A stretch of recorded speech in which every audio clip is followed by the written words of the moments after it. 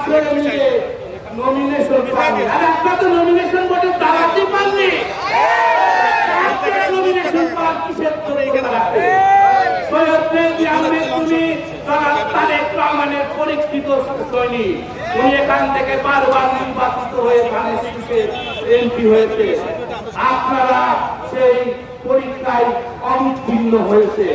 আপনারা তারেক রহমানকে সিদ্ধান্তগুলি দেখে তার সিদ্ধান্তের বিরুদ্ধে কতিপয় বস্তির মহিলা আর কতিপয় টোকায় যারা আওয়ামী করে তাদের নিয়ে আন্দোলনের নামকরণে যা করছেন টোটালি তারেক রহমানের সিদ্ধান্তকে আপনারা সিদ্ধান্তগুলি দেখাচ্ছে।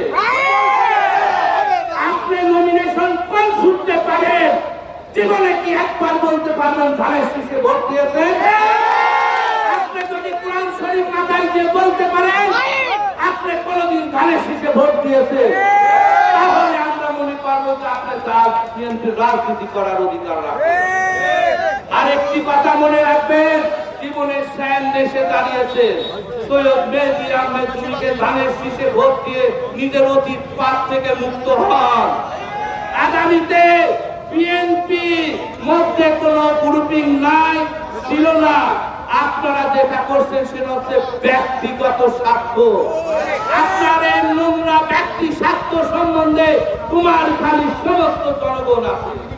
আপনি আওয়ামী লীগের ভিকটিম হিসাবে তরুণ পরিবারকে বারবার 5ই আগস্টের দিন এই পৌরসভার মেয়র কোথায় ছিল সবাই জানে, আপনার বাড়িতে 5 দিন আপনার বাড়িতে অবস্থান করেছিলেন। আপনার গাড়িতে করে ঢাকাতে নিয়ে যে আপনি এখনো সেই অরুণ যখন তোমার খালিতে সম্পত্তি বিক্রি করতে আসে আপনার বাড়িতে কমিশন হয়, সেই জমি আপনি কম দামে কেনেন, তাই আপনি দালালি করে অন্য জনতায় বিক্রি করেন। তাই আমি বলতে চাই কুমার খালির জনগণ জানে বিএনপি কান্দারিকে, বিএনপির লোককে, সেটা সৈয়দ মেহেদী আহমেদ তুমি, সেটা জনগণ জানে। এবং আপনাদের প্রতি আহ্বান জানাবো, আপনারা যদি ন্যূনতম খালেদা জিয়াকে ভালোবাসেন এবং আমাদের তারেক রহমানকে ভালোবাসেন, শহীদ জিয়ার আদর্শে বিশ্বাস করেন, অবশ্যই মতভেদ ভুলে আমাদের প্রিয় নেতা সৈয়দ মেহেদী আহমেদ তুমি হাতে যে ধানের শীষ রয়েছে সেই ধানের শীষে ভোট দিয়ে আগামী নির্বাচনে তাকে জয়ী করে জনাব তারেক রহমানকে এই আসন উপহার দেবেন, এই আশাবাদ ব্যক্ত করে শেষ করছি। আল্লাহ হাফেজ। বাংলাদেশ জিন্দাবাদ। শহীদ